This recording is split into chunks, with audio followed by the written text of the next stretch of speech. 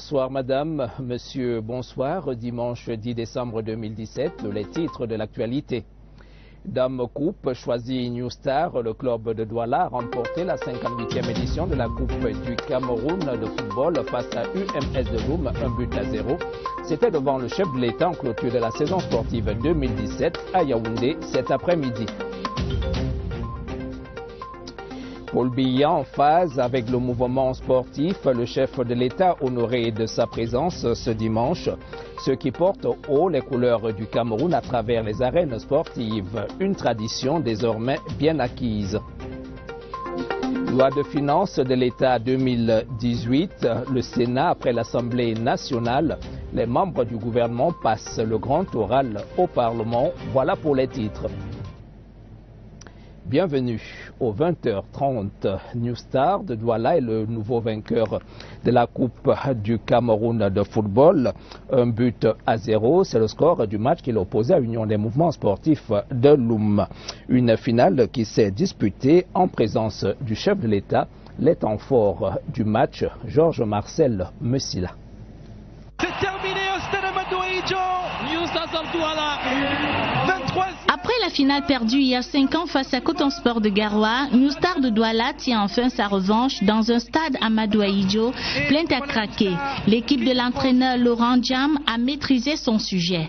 Pourtant, ce sont leurs adversaires de UMS de Loum qui ont entamé la rencontre pied au plancher avec 2 occasions franches de but.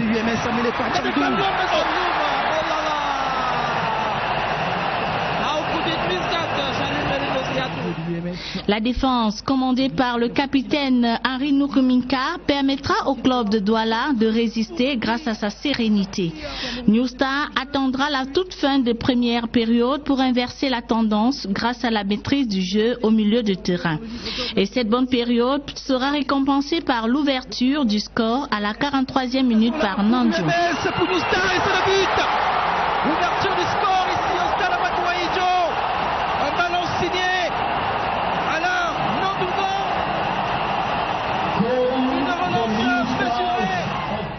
Tout au long de la seconde mi-temps, UMS de Loum tentera bien de revenir au score sans succès. Les offensives par vagues successives viendront se briser sur une défense de New Star solide. Le coup de sifflet sonnera comme une délivrance pour les joueurs du club de Douala qui remportent ainsi la toute première Coupe du Cameroun de son histoire. C'est des mains du président de la République que le capitaine Henri Nukuminka recevra le beau trophée tant convoité par tous les footballeurs au Cameroun. Maintenant que la coupe est pleine, New Star de Douala peut maintenant songer aux compétitions continentales. Place à présent à quelques réactions d'après-match. Guy Djebnon, entraîneur de UMS de Loum, Laurent Diam, coach de New Star de Douala, et Rigobert Sombanak s'exprime au micro de notre reporter Jean-Cyriac Besset. Quand on remporte une finale de la Coupe en jouant aussi bien au foot, je crois que c'est plaisant, c'est important de dire bravo aux joueurs. On a travaillé dur, on a pris le temps de croire en nos valeurs et aujourd'hui, on ne peut qu'avoir le fruit de ces résultats. On dit félicitations et grandement bravo aux joueurs qui ont su respecter les consignes qui étaient présentes. Au niveau de la finition, on n'a pas joué comme ça se parlait. Nous avons trop perdu de ballons devant. Ce n'est pas efficace, ce n'est pas normal comme ça. Et vous savez, dans une finale, quand une équipe a déjà pris l'avance, ça devient compliqué pour revenir. Nous avons poussé. Derrière, on a été exposé à quelques contres, mais je crois qu'on a été très malheureux cet après-midi. New Star, félicitations pour le résultat positif.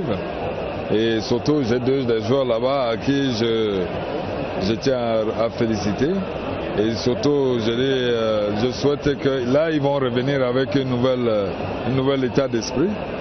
Bon, je tiens aussi à féliciter les joueurs de UMS, mes joueurs aussi, qui n'ont pas gagné, mais qui ont fait une bonne prestation. Donc on voit que le football aujourd'hui a une évolution. Je suis très satisfait des résultats et du football en général aujourd'hui pour cette finale-là. La clôture de la saison sportive, c'est aussi un grand rendez-vous culturel. La parade d'avant-match de cette édition était riche en messages et symboles, des mouvements d'ensemble orchestrés par plus de 1500 jeunes. Le reportage de Joseph Guetamondeng. Des tableaux significatifs pour magnifier l'unicité du Cameroun. Illustration parfaite sur cette figure qui promeut le multiculturalisme dans un cortège artistique. Les 4 aires culturelles du pays sont mises en exergue. Le sudano-sahélien, les Grassfield, le Sawa et le Fambeti. Au-delà de la scénographie du spectacle, des messages forts ont accompagné cette célébration de l'excellence sportive. La finale de la Coupe du Cameroun ce dimanche rassemble du beau monde dans un environnement qui prône la paix. La paix grâce à la protection de tous les citoyens par les forces de défense et de sécurité. Cet autre tableau rassemble tous les fils et filles du Cameroun dans un territoire commun avec l'armée comme bouclier. En tout, c'est un spectacle de gratitude du mouvement sportif au chef de l'État. 3 tableaux avec 1608 jeunes acteurs sur la pelouse. Une scénographie du spectacle riche en sons et couleurs, puis en figures et symboles. En guise de prologue à cette parade, le défilé des fédérations. L'événement marque la clôture des activités sportives 2017 et le jour de la remise des trophées aux meilleurs de la saison. Tout cela dans une attrayante mise en scène. Nous vous le disions en titre, New Star de Douala est donc le nouveau vainqueur de la Coupe du Cameroun de football, 1-0. C'est le score de ce match qui l'oppose à Union des mouvements sportifs de Loum, une finale rehaussée par la présence effective du chef de l'État qui sacrifiait une tradition républicaine. Paul Biya aura assisté à l'événement de bout en bout avant de remettre les trophées aux vainqueurs, toutes disciplines confondues. Joseph Clément Omba a suivi la journée du chef de l'État. L'esplanade du Palais de l'Unité. Il concentre ce dimanche la fine fleur de la diversité culturelle camerounaise, représentée par ces groupes de danse venus des divers coins du pays. À 15h, les grilles du Palais de l'Unité s'ouvrent, puis le cortège présidentiel s'ébranle en direction du stade. Tout au long de l'itinéraire, du rond-point Bastos au quartier Omnisport, en passant par Carrefour et Batan-Lonkak, ainsi que Liguedjiwa, plusieurs Camerounais, le patriotisme à fleur de peau, acclament le cortège présidentiel à son passage. Arène sportive, transformée aussi en arène festive, le stade Omnisport Amadou Ahidjo de Yaoundé vit une effervescence particulière à l'arrivée du chef de l'État. Paul Biya est ovationné par les 40 000 spectateurs présents, accueillis par le ministre des Sports et de l'Éducation physique Bidung Pat, ainsi que par ce bouquet d'accueil que lui remet la jeune Astiame Fogui.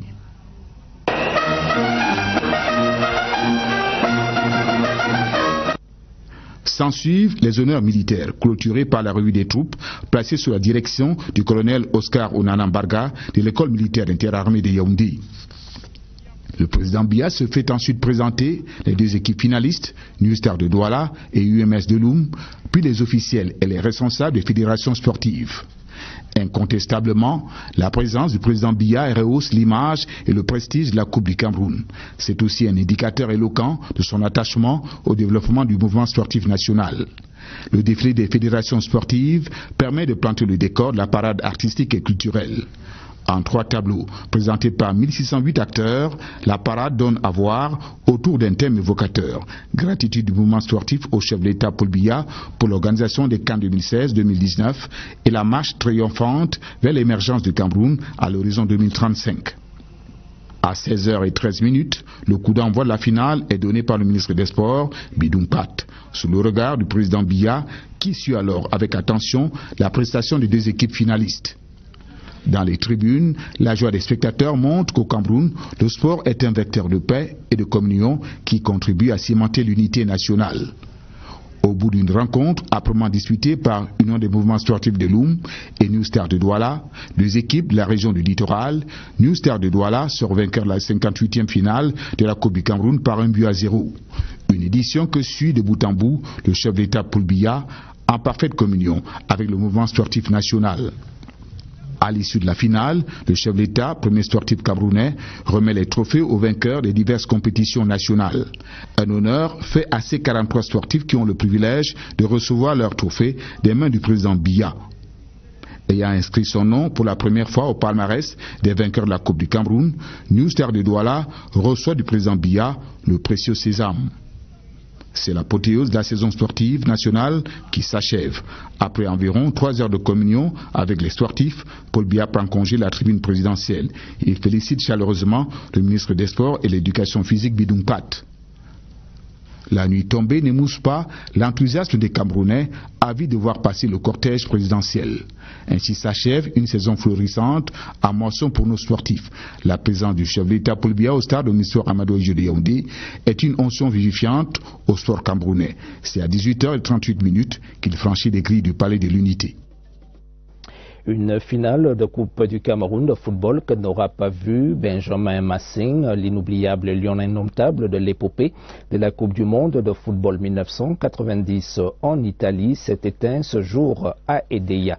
Nous y reviendrons dans nos prochaines éditions. Après l'Assemblée nationale, l'oral des membres du gouvernement devant la Commission des finances et du budget du Sénat se poursuit. Pas moins de 5 ministres ont défendu leur budget devant les membres de la Commission ce matin.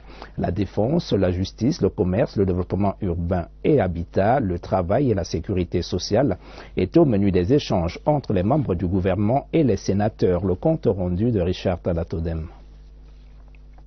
Pas de repos dominical pour les ministres par ces temps de session budgétaire au Sénat. 5 d'entre eux sont venus défendre leur enveloppe budgétaire de 2018 ce dimanche. Le ministre de la Défense, Joseph Betty Assomo, veut renforcer la défense du territoire, participer à la protection des personnes et des biens et à l'action nationale de développement, entre autres. Et pour cela, il demande un peu plus de 240 milliards de francs CFA que les sénateurs trouvent réalistes, tout comme les quelques 63 milliards et demi que sollicite le ministre de la Justice, garde des Sceaux. Le ministre du Commerce, Luc Magloire Mbarga Atangna, est venu défendre près de 9 milliards de francs CFA comme budget en 2018. S'agissant du commerce extérieur, la priorité sera donnée au marché sous-régional et régional. S'agissant du volet interne, l'une des missions organiques du ministère du Commerce, c'est d'assurer l'approvisionnement du marché. À sa suite, le ministre du Développement urbain et de l'Habitat, qui a présenté et défendu un budget de plus de 92 milliards de francs CFA, dont 80 milliards pour les investissements. L'achèvement de la première phase des logements sociaux et l'habitabilité. Deuxième, c'est les travaux des voiries dans l'autoroute Yaoundé-Simalène et les voiries dans les grandes villes dans le cadre de la Coupe d'Afrique des Nations 2019. C'est le ministre du Travail et de la Sécurité sociale qui a bouclé la série de ce matin au Sénat. Grégoire Ouna a 2 principales priorités en 2018 et voudrait environ 5 milliards de francs CFA pour cela. La sécurité sociale pour le plus grand nombre de Camerounais, la construction et la défense du travail décent au Cameroun. Les membres du gouvernement, dans leur oral, étaient soutenus par les ministres délégués auprès du ministre des Finances et auprès de celui de l'économie, de la planification et de l'aménagement du territoire. Les sénateurs de la Commission des Finances, quant à eux, ont eu la visite du président du Sénat, Marcel Nyadjifenji. Développement urbain 2.0, des outils opérationnels pour une planification urbaine intégrée et concertée. C'est le thème d'un atelier qui se tient depuis ce samedi à Yaoundé à l'initiative du ministère du Développement urbain et de l'Habitat. Le Cameroun se prépare ainsi à la 2e conférence internationale sur l'urbanisation durable au Canada, en Chine et en Afrique du 12 au 14 décembre prochain. Opportunité et enjeu de cette rencontre, un reportage de Philippe Roger Sama. Les questions d'urbanisation, d'une manière générale, sont complexes et transversales. Dans le contexte de la dynamique d'urbanisation durable, il s'y ajoute de nouveaux concepts, de nouveaux outils spécialisés et opérationnels, de nouvelles préoccupations et échelles de planification urbaine, dont la compréhension par les différents acteurs est nécessaire pour le succès des futures assises de Yaoundé relatives à la 2e conférence internationale sur l'urbanisation durable au Canada, en Chine et en Afrique, baptisée ECASU 2. Nous allons faire de notre mieux pour partager dans tous les domaines qui sont des domaines de planification, des bidonvilles, de comment gérer les données de base par rapport à l'urbanisation. En ouvrant les travaux de cet atelier international, en présence de Madame le secrétaire d'État en charge de l'habitat, le ministre du Développement urbain a fait savoir l'enjeu de forte croissance urbaine et non maîtrisée qui constitue de nos jours une sérieuse menace pour le développement durable en Afrique. D'où l'impératif de disposer des ressources humaines pour relever les défis. C'est des programmes de formation pour montrer aux différents acteurs et aux universitaires comment est-ce que les villes doivent être planifiées. Cet atelier de Yaoundé sur le développement urbain se veut donc une plateforme de mise à niveau des ressources humaines, un cadre d'échange des savoirs, savoir-faire et expériences en matière d'urbanisation en tant qu'opportunité de croissance économique. Le directeur général du Bureau international du travail a quitté le Cameroun, arrivé jeudi pour une visite de travail. Il a été reçu en audience par le Premier ministre, chef du gouvernement au nom du chef de l'État. Guy Ryder s'est aussi rendu au CRADAT avant de prendre l'engagement pour l'organisation qu'il dirige d'être aux côtés du Cameroun pour un travail décent. C'était lors d'un point de presse à Yaoundé. Le compte rendu de Lucie Colette Avoulou. En tant que creuset de formation, de recherche et d'expertise, a œuvré sans réserve pour conforter le bien-être et la qualité de vie au travail. Le Centre régional africain d'administration du travail, CRADAT, connaît des mutations inhérentes à la complexité et aux transformations du monde. La présence du directeur général du Bureau international du travail traduit l'engagement renouvelé de cette auguste institution en faveur de l'administration du travail. À l'amphithéâtre du CRADAT, Guy Ryder a échangé avec les étudiants sur une question essentielle de notre pays, la problématique sur l'avenir du travail. Ça m'a fait comprendre que les rêves dont le ministre parlait ne sont pas encore éteints. On les a. Donc tous nos objectifs qu'on a en tant que jeunes sur le plan du travail peuvent être encore imposés et développés. Parce que nous sommes dans une formation en RH, on aimerait développer nos potentiels afin d'avoir un rendement plus effectif sur le plan du travail et des travailleurs. Moi, la plus-value, c'est de lutter contre le chômage des jeunes avec l'offre de travail des jeunes décents pour sortir de la pauvreté. C'est par le dévoilement de la plaque commémorative des 50 ans du BIT Cameroun et en point de presse du directeur général du BIT que sa deuxième journée de travail s'est achevée. Guy Ryder s'est dit satisfait des échanges avec les autorités camerounaises. Préparer le chemin du Seigneur avec enthousiasme et le rendre droit, c'est le message de Monseigneur Joseph-Marie Ndi Okalia. L'évêque de Mbalmayo procédait ce jour à l'ouverture de la porte sainte de la basilique Marie-Reine des Apôtres de Mvolié. Il a ensuite concélébré une messe d'action de grâce en présence de Monseigneur Jean Barga, archevêque de Yaoundé. Le reportage de Vanessa Mbakop. C'est une nouvelle année de grâce qui démarre à la basilique Marie-Reine des Apôtres de Mvolié. Une année de paix, une année de pardon et de réconciliation. En franchissant le seuil de la porte sainte, ces fidèles ont choisi d'ouvrir leur cœur à la miséricorde divine, acceptant ainsi Jésus-Christ comme leur sauveur, le chemin qui mène au salut. La porte sainte renvoie donc à une instance de grâce, c'est-à-dire de soutien, de force, de manifestation pleine de l'amour de Dieu pour l'homme. L'ouverture de la porte sainte aujourd'hui a un lien étroit avec cette mémoire de la dédicace de cette basilique. Seuls ceux qui suivront la voie du Christ pourront connaître le bonheur véritable. En s'inspirant des écrits sacrés, Monseigneur Joseph-Marie Ndi Okala a invité la foule à revêtir la nouvelle personnalité pour espérer entrer dans la gloire du Dieu saint et bénéficier de ses bénédictions éternelles. Le chrétien et toute humanité sont invités à se renouveler dans cette instance de grâce. C'est se remettre comme celui qui croit en Dieu, celui qui fait confiance en Dieu, autrement dit se convertir, de cheminer avec Dieu et d'accueillir le bonheur de sa présence. Il s'agit pour chaque chrétien d'appliquer au quotidien les principes divins avec fidélité et vouer un culte pur au Dieu de l'univers, l'unique solution aux problèmes de notre nation et de l'humanité tout entière. Restons en religion, élan de foi et reconnaissance. Le diocèse de Bolova a célébré vendredi le premier anniversaire de l'ordination épiscopale de Monseigneur Philippe Alain Mbarga, sacré évêque de ce diocèse le 8 décembre 2016. Eric Asako.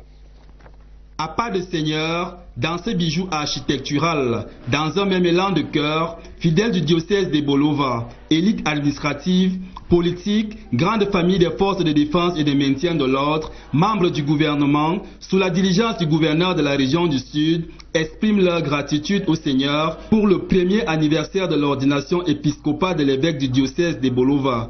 Un an de ministère ici, 365 jours de bilan élogieux. Je voudrais plutôt rendre grâce à Dieu de m'avoir associé à son service et également dire merci à ce peuple de Dieu qui est à Bolova dans toutes ses composantes.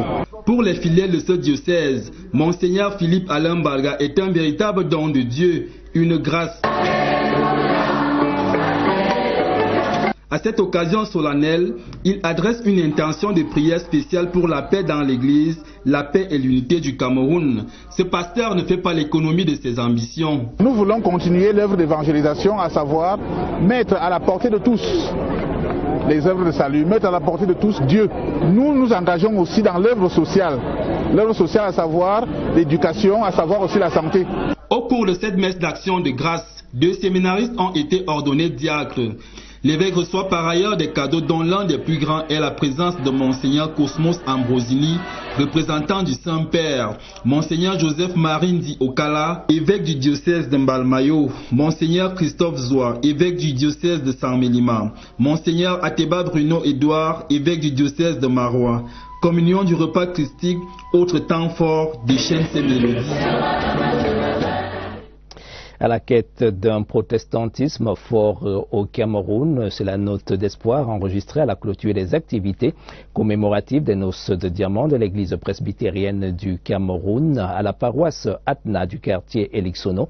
Le collège de pasteurs réuni pour ce 60e anniversaire a proposé des voies de sortie de crise à l'EPC. Reportage Daniel Menonga.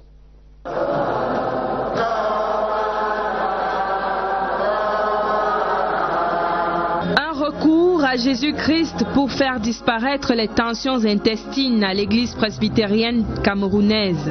Les pasteurs venus des États-Unis d'Amérique, de la France, du Conseil œcuménique de Genève et même de la Presbyterian Church in Cameroun font chorus. Il n'y a pas de liberté sans responsabilité.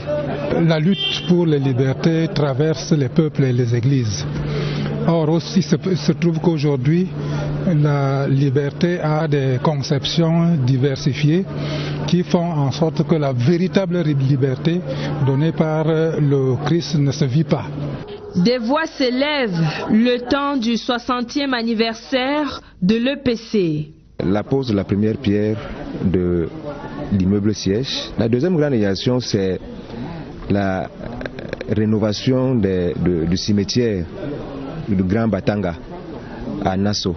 Plaidoyer général pour un protestantisme fort en 2040. Le révérend Fonky Samuel de la PCC propose une nouvelle approche de la théologie protestante. Le pasteur Akwa venu des États-Unis propose le pardon et la lutte contre le tribalisme.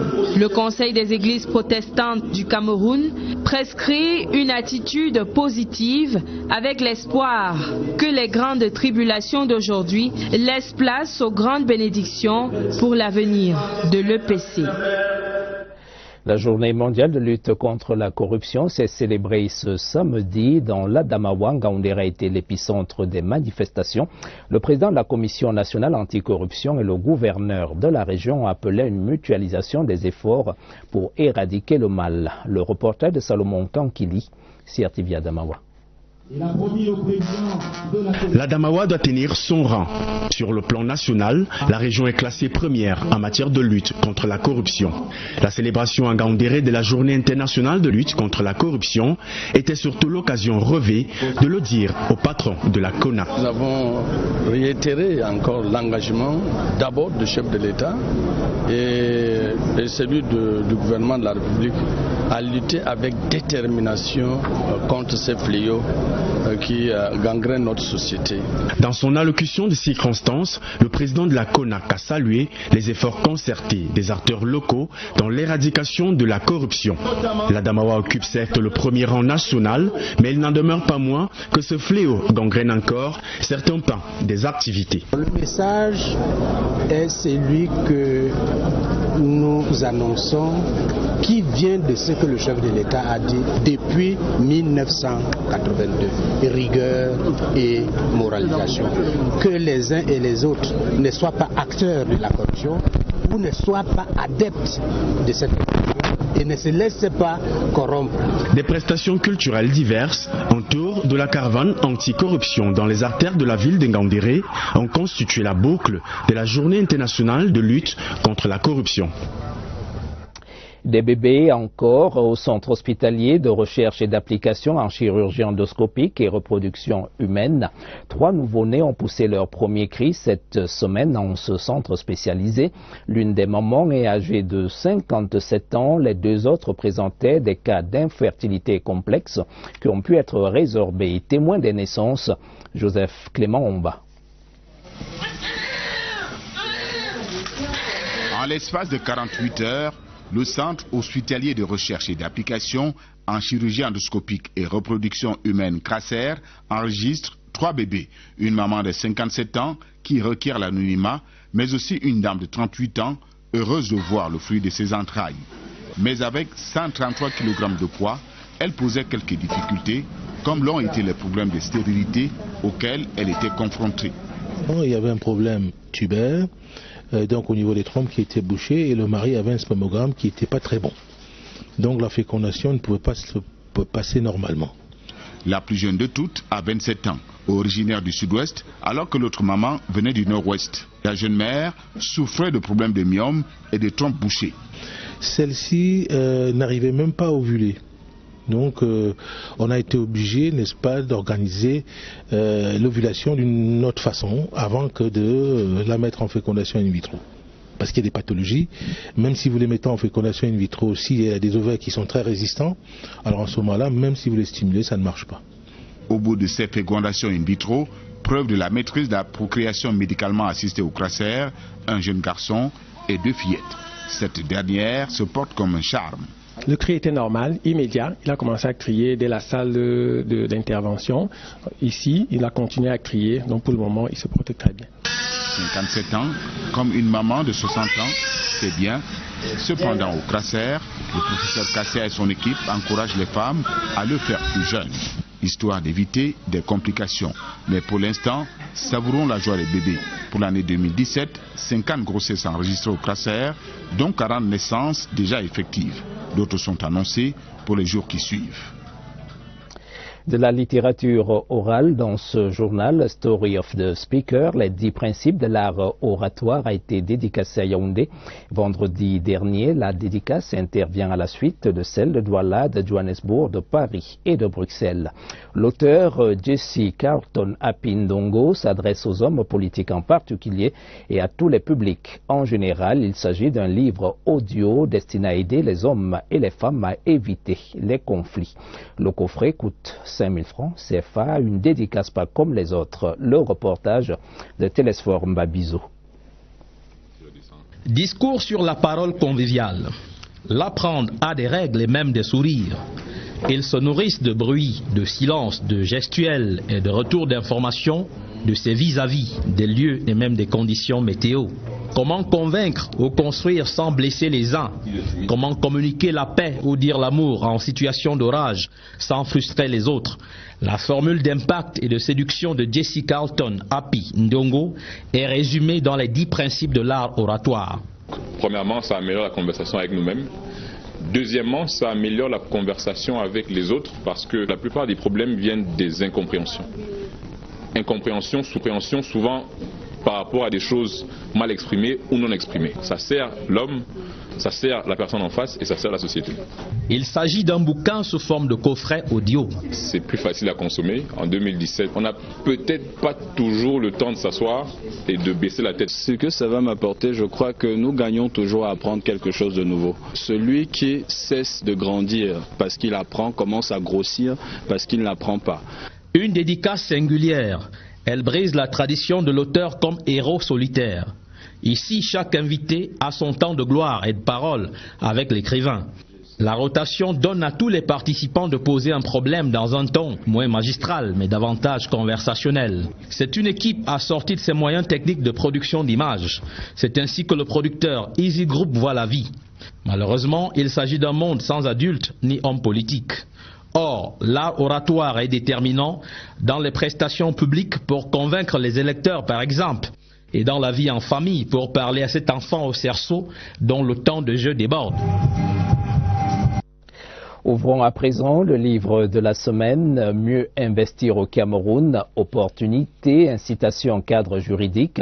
C'est l'intitulé d'un guide de l'investisseur que vient de commettre l'ambassade du Cameroun en Égypte. Il est destiné aux opérateurs économiques nationaux et étrangers qui veulent tirer profit des potentialités du Cameroun. La note de lecture de Marthe Ada Mvondo. L'avant-propos de cette publication est révélateur. En quelques lignes, l'ambassadeur du Cameroun en Égypte, le docteur Mohamedou Labaran, indique qu'il s'agit d'un guide à l'attention des investisseurs aussi bien nationaux qu'internationaux. Publié en 2 versions françaises et anglaises de 53 pages chacune, il s'ouvre par une présentation sommaire du Cameroun, Afrique en miniature.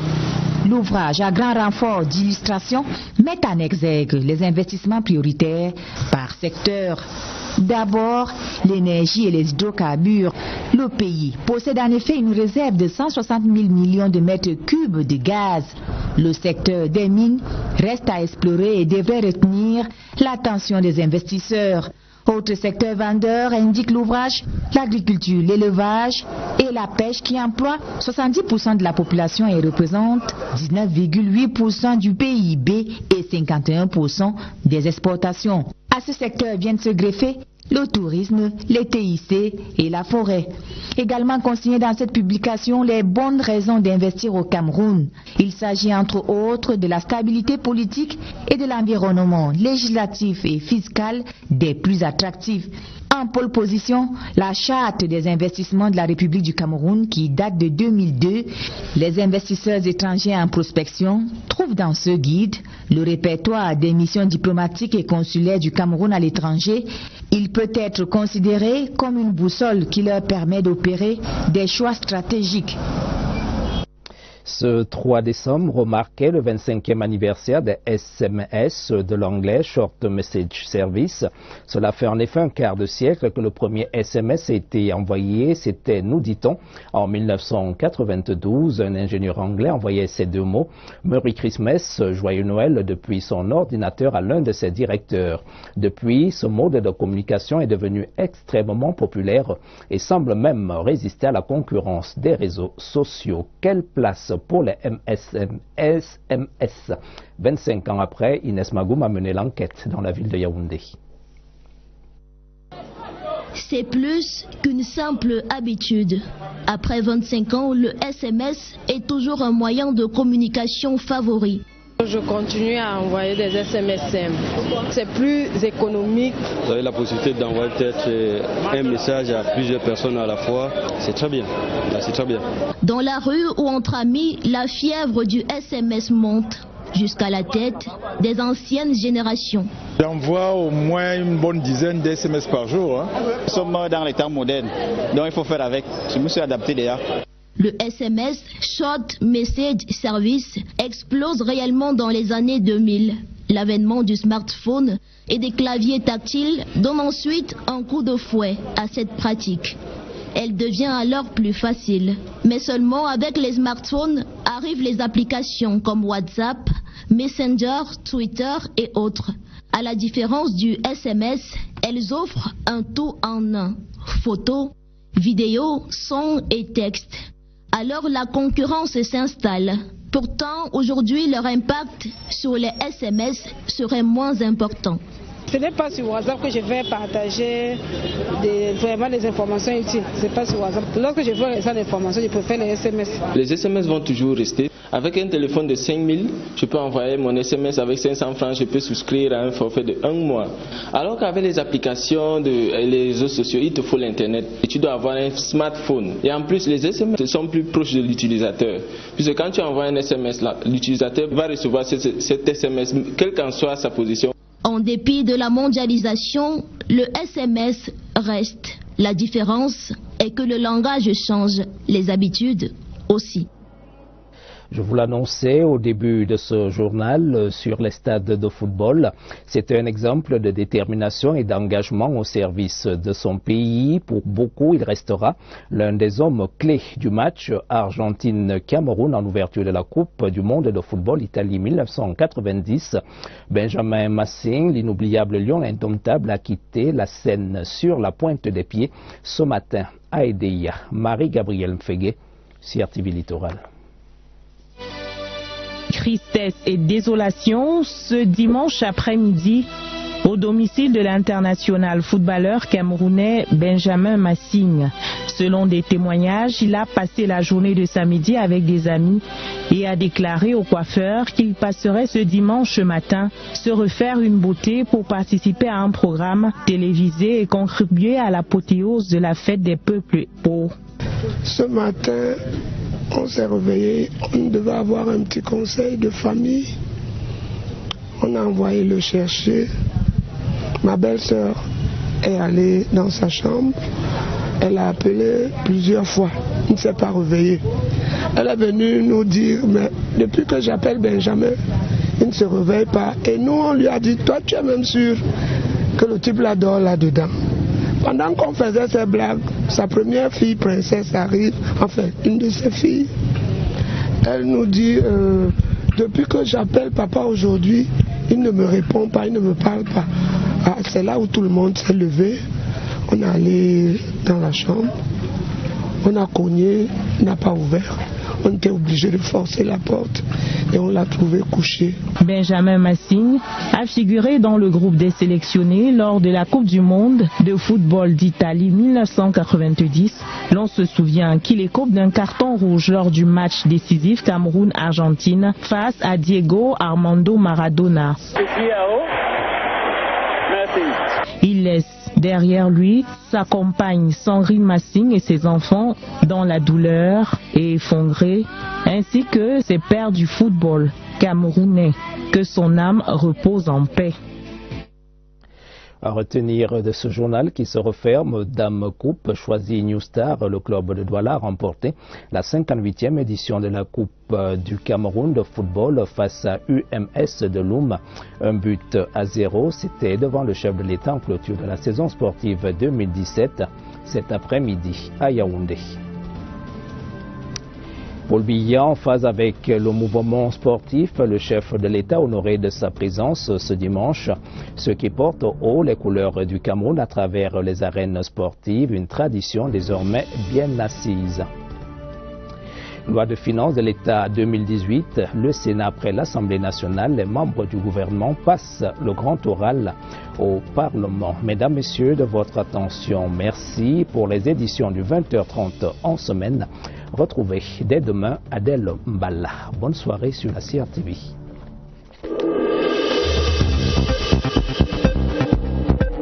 En Italie s'est éteint ce jour à Edea. Nous y reviendrons dans nos prochaines éditions.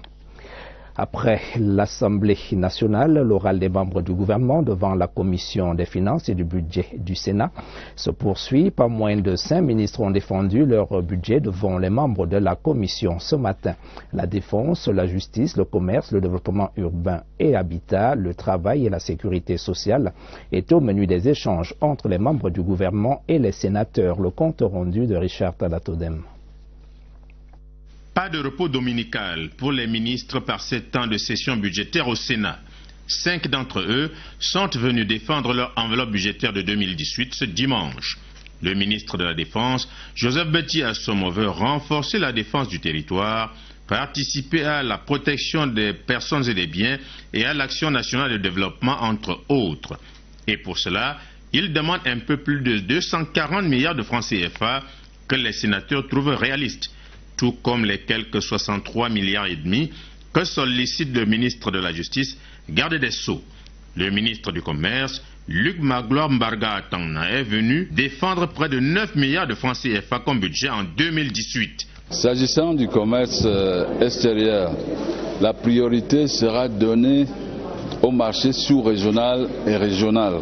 S'agissant du volet interne, l'une des missions organiques du ministère du Commerce, c'est d'assurer l'approvisionnement du marché. À sa suite, le ministre du Développement urbain et de l'Habitat, qui a présenté et défendu un budget de plus de 92 milliards de francs CFA, dont 80 milliards pour les investissements. L'achèvement de la première phase des logements sociaux et l'habitabilité. Deuxième, c'est les travaux des voiries dans l'autoroute Yaoundé-Simalène et les voiries dans les grandes villes dans le cadre de la Coupe d'Afrique des Nations 2019.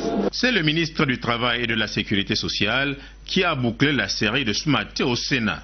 Grégoire Ouna a deux principales priorités en 2018 et voudrait environ 5 milliards de francs CFA pour cela. La sécurité sociale pour le plus grand nombre de Camerounais, la construction et la défense du travail décent au Cameroun. Les membres du gouvernement, dans leur oral, étaient soutenus par les ministres délégués auprès du ministre des Finances et auprès de celui de l'économie, de la planification et de l'aménagement du territoire. Les sénateurs de la commission des finances, quant à eux, ont eu la visite du président du Sénat, Marcel Nyadjifenji. Développement urbain 2.0, des outils opérationnels pour une planification urbaine intégrée et concertée. C'est le thème d'un atelier qui se tient depuis ce samedi à Yaoundé à l'initiative du ministère du Développement urbain et de l'Habitat. Le Cameroun se prépare ainsi à la deuxième conférence internationale sur l'urbanisation durable au Canada, en Chine et en Afrique du 12 au 14 décembre prochain. Opportunité et enjeu de cette rencontre, un reportage de Philippe Roger Sama. Les questions d'urbanisation, d'une manière générale, sont complexes et transversales. Dans le contexte de la dynamique d'urbanisation durable, il s'y ajoute de nouveaux concepts, de nouveaux outils spécialisés et opérationnels, de nouvelles préoccupations et échelles de planification urbaine, dont la compréhension par les différents acteurs est nécessaire pour le succès des futures assises de Yaoundé relatives à la deuxième conférence internationale sur l'urbanisation durable au Canada, en Chine et en Afrique, baptisée ECASU 2. Nous allons faire de notre mieux pour partager dans tous les domaines qui sont des domaines de planification, des bidonvilles, de comment gérer les données de base par rapport à l'urbanisation. En ouvrant les travaux de cet atelier international, en présence de Madame le secrétaire d'État en charge de l'habitat, le ministre du Développement urbain a fait savoir l'enjeu de forte croissance urbaine et non maîtrisée qui constitue de nos jours une sérieuse menace pour le développement durable en Afrique. D'où l'impératif de disposer des ressources humaines pour relever les défis. C'est des programmes de formation pour montrer aux différents acteurs et aux universitaires comment est-ce que les villes doivent être planifiées. Cet atelier de Yaoundé sur le développement urbain se veut donc une plateforme de mise à niveau des ressources humaines, un cadre d'échange des savoirs, savoir-faire et expériences en matière d'urbanisation en tant qu'opportunité de croissance économique. Le directeur général du Bureau international du travail a quitté le Cameroun, arrivé jeudi pour une visite de travail. Il a été reçu en audience par le Premier ministre, chef du gouvernement, au nom du chef de l'État. Guy Ryder s'est aussi rendu au CRADAT avant de prendre l'engagement pour l'organisation qu'il dirige d'être aux côtés du Cameroun pour un travail décent. C'était lors d'un point de presse à Yaoundé. Le compte rendu de Lucie Colette Avoulou. En tant que creuset de formation. Mon père, Monseigneur Joseph Marindi Okala, évêque du diocèse de Mbalmayo, Monseigneur Christophe Zoua, évêque du diocèse de Saint-Mélima, Monseigneur Ateba Bruno Edouard, évêque du diocèse de Marois. Communion du repas christique, autre temps fort, déchaîne ces mélodies. À la quête d'un protestantisme fort au Cameroun, c'est la note d'espoir enregistrée à la clôture des activités commémoratives des noces de diamant de l'église presbytérienne du Cameroun à la paroisse Atna du quartier Elixono.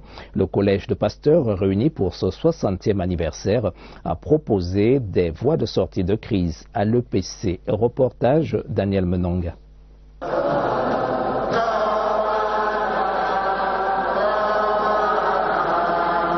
Recours à Jésus-Christ pour faire disparaître les tensions intestines à l'église presbytérienne camerounaise. Les pasteurs venus des États-Unis d'Amérique, de la France, du Conseil œcuménique de Genève et même de la Presbyterian Church in Cameroun font chorus. Il n'y a pas de liberté sans responsabilité. La lutte pour les libertés traverse les peuples et les églises. Or aussi se trouve qu'aujourd'hui la liberté a des conceptions diversifiées qui font en sorte que la véritable liberté donnée par le Christ ne se vit pas. Des voix s'élèvent le temps du 60e anniversaire de l'EPC. La pose de la première pierre de l'immeuble siège. La deuxième grande innovation, c'est la rénovation du cimetière du Grand Batanga à Nassau. Plaidoyer général pour un protestantisme fort en 2040. Le révérend Fonky Samuel de la PCC propose une nouvelle approche de la théologie protestante. Le pasteur Akoa, venu des États-Unis, propose le pardon et la lutte contre le tribalisme. Le Conseil des églises protestantes du Cameroun prescrit une attitude positive avec l'espoir que les grandes tribulations d'aujourd'hui laissent place aux grandes bénédictions pour l'avenir de l'EPC. La journée mondiale de lutte contre la corruption s'est célébrée ce samedi dans l'Adamawa. Ngaoundéré a été l'épicentre des manifestations. Le président de la Commission nationale anticorruption et le gouverneur de la région ont appelé à une mutualisation des efforts pour éradiquer le mal. Le reporter de Salomon Kankili, CRTV Adamawa.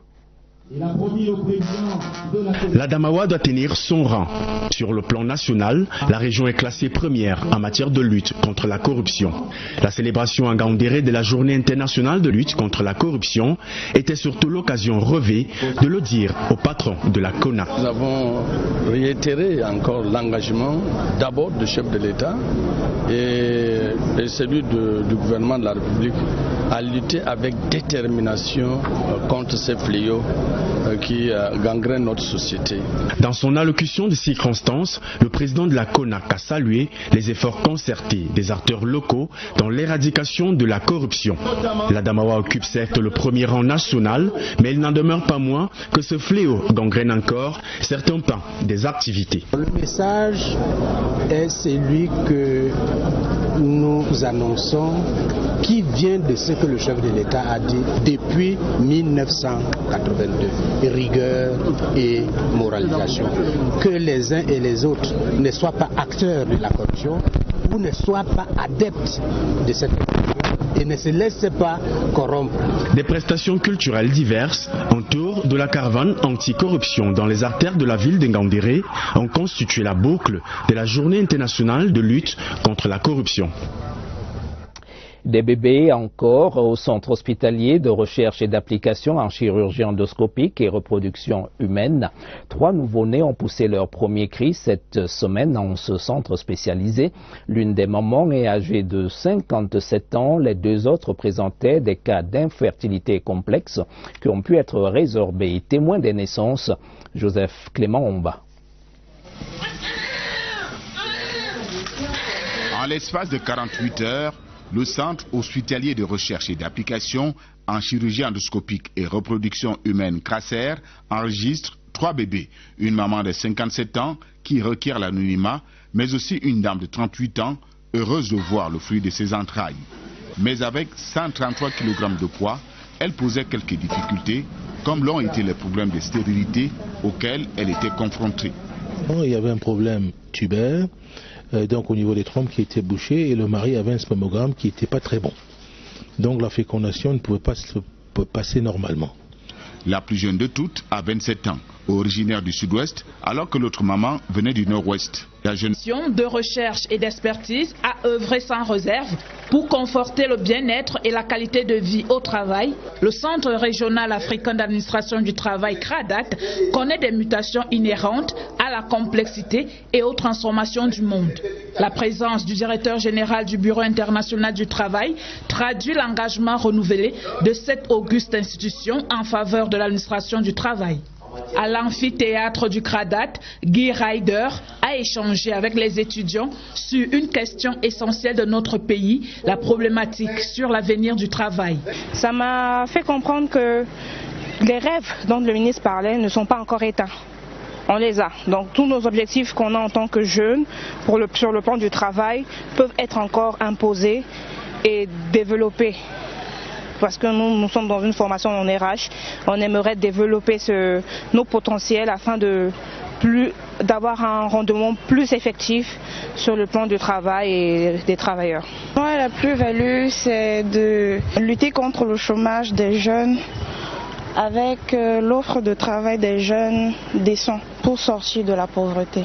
C'est par le dévoilement de la plaque commémorative des 50 ans du BIT Cameroun et un point de presse du directeur général du BIT que sa deuxième journée de travail s'est achevée. Guy Ryder s'est dit satisfait des échanges avec les autorités camerounaises. Préparer le chemin du Seigneur avec enthousiasme et le rendre droit, c'est le message de Monseigneur Joseph-Marie Ndi Okalia. L'évêque de Mbalmayo procédait ce jour à l'ouverture de la porte sainte de la basilique Marie-Reine des Apôtres de Mvolié. Il a ensuite concélébré une messe d'action de grâce en présence de Monseigneur Jean Barga, archevêque de Yaoundé. Le reportage de Vanessa Mbakop.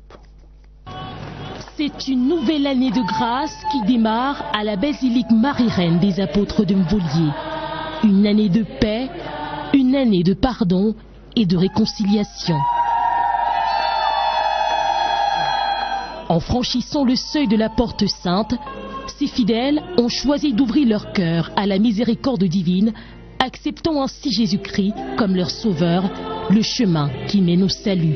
La porte sainte renvoie donc à une instance de grâce, c'est-à-dire de soutien, de force, de manifestation pleine de l'amour de Dieu pour l'homme. L'ouverture de la porte sainte aujourd'hui a un lien étroit avec cette mémoire de la dédicace de cette basilique. Seuls ceux qui suivront la voie du Christ pourront connaître le bonheur véritable.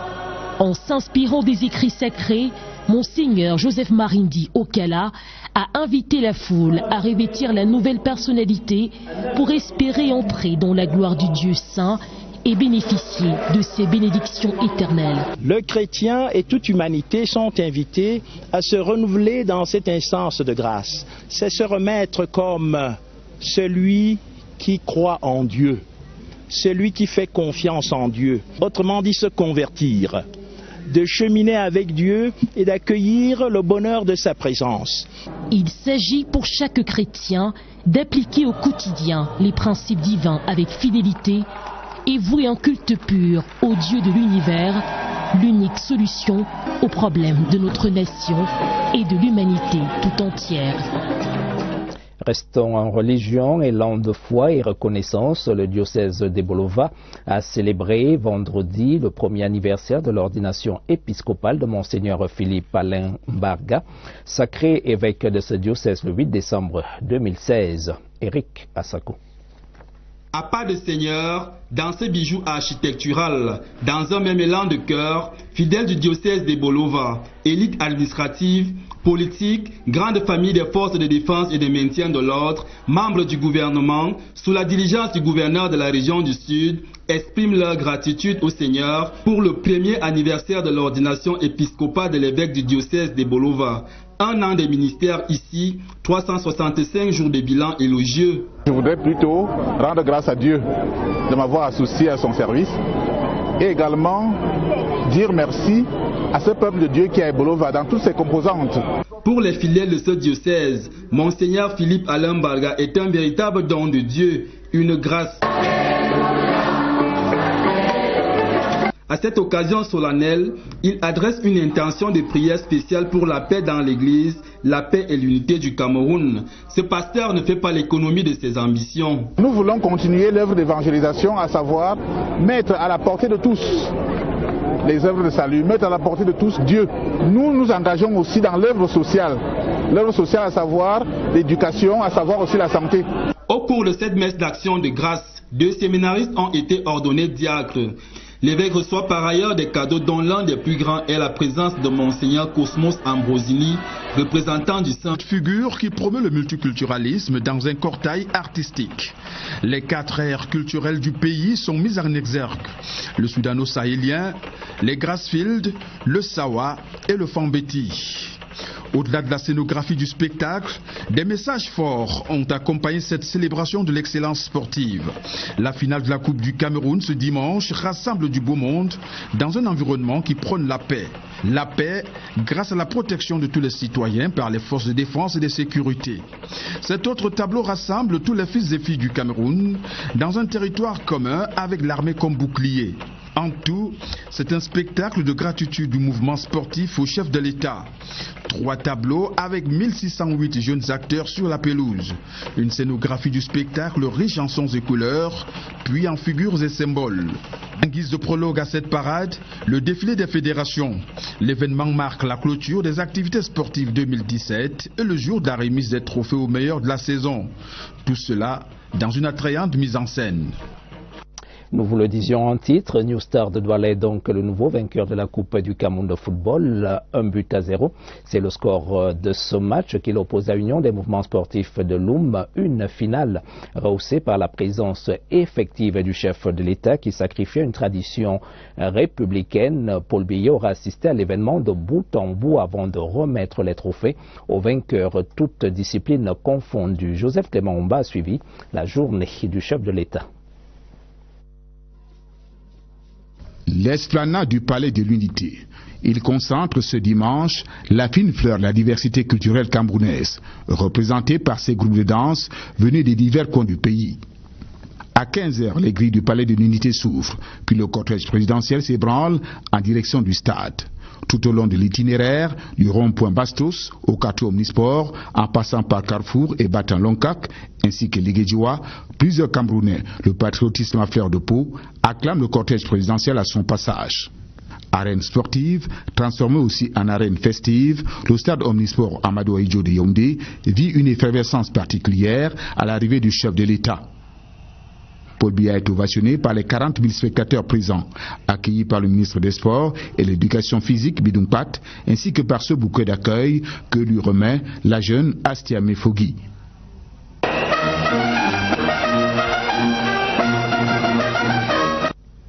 S'ensuivent les honneurs militaires, clôturés par la revue des troupes, placée sous la direction du colonel Oscar Onanambarga de l'école militaire interarmée de Yaoundé.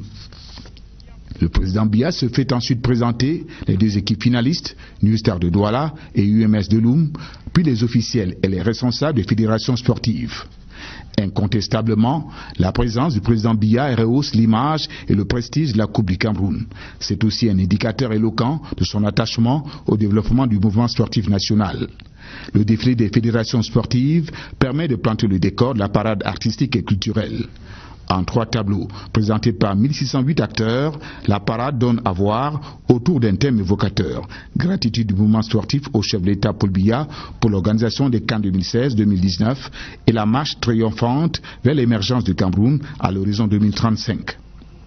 À 16h13, le coup d'envoi de la finale est donné par le ministre des Sports, Bidoum Pat, sous le regard du président Biya qui suit alors avec attention la prestation des 2 équipes finalistes. Dans les tribunes, la joie des spectateurs montre qu'au Cameroun, le sport est un vecteur de paix et de communion qui contribue à cimenter l'unité nationale. Au bout d'une rencontre âprement disputée par Union des mouvements sportifs de Loum et New Star de Douala, 2 équipes de la région du littoral, New Star de Douala sort vainqueur de la 58e finale de la Coupe du Cameroun par 1-0. Une édition que suit de bout en bout le chef d'État Paul Biya en parfaite communion avec le mouvement sportif national. À l'issue de la finale, le chef de l'État, premier sportif camerounais, remet les trophées aux vainqueurs des diverses compétitions nationales. Un honneur fait à ces 43 sportifs qui ont le privilège de recevoir leurs trophées des mains du président Biya. Ayant inscrit son nom pour la première fois au palmarès des vainqueurs de la Coupe du Cameroun, New Star de Douala reçoit du président Biya le précieux sésame. C'est l'apothéose de la saison sportive nationale qui s'achève. Après environ 3 heures de communion avec les sportifs, Paul Biya prend congé de la tribune présidentielle. Il félicite chaleureusement le ministre des Sports et de l'Éducation physique Bidung Pat. La nuit tombée n'émousse pas l'enthousiasme des Camerounais avides de voir passer le cortège présidentiel. Ainsi s'achève une saison florissante à Moisson pour nos sportifs. La présence du chef de l'État Paul Biya au stade Omisor Amadou Ahidjo de Yaoundé est une onction vivifiante au sport camerounais. C'est à 18h38 qu'il franchit les grilles du Palais de l'Unité. Une finale de Coupe du Cameroun de football que n'aura pas vu Benjamin Massing, l'inoubliable lion indomptable de l'épopée de la Coupe du Monde de football 1990.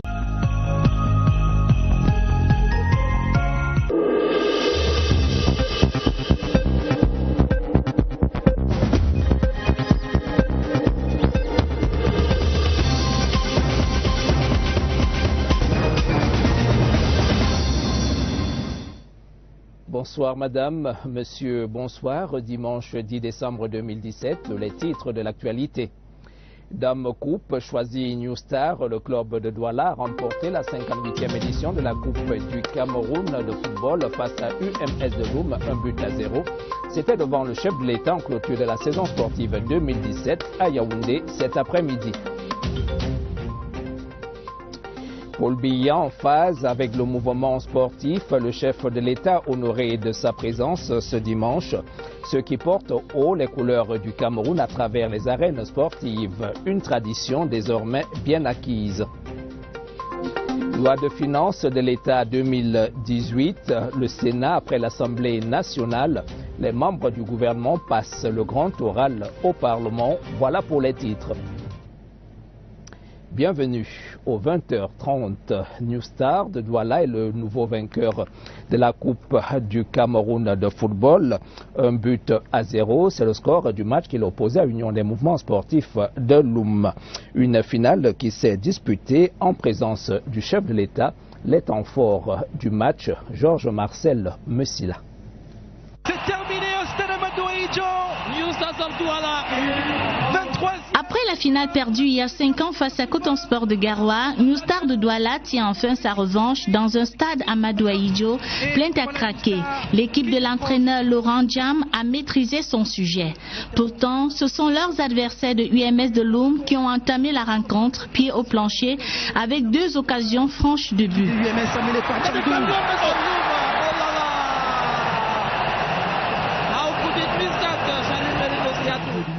La défense, commandée par le capitaine Henri Nukuminka, permettra au club de Douala de résister grâce à sa sérénité. New Star attendra la toute fin de première période pour inverser la tendance grâce à la maîtrise du jeu au milieu de terrain. Et cette bonne période sera récompensée par l'ouverture du score à la 43e minute par Nandjo. C'est pour New Star et c'est le but. Ouverture du score ici au stade Amadou Ahidjo. Un ballon signé.